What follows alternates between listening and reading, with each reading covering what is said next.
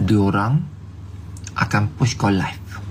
Bila kau jadi super creator, diorang akan push kau live. Diorang akan call kau suruh live.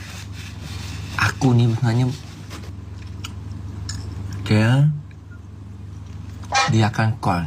Dia akan buat, dia suruh aku buat sale apa tau, dia call. Assalamualaikum Kepala Haris, hari ni kena live seminggu. Target sale kita nak 4 hari 1 juta. Diorang call. Kau tengok sale aku.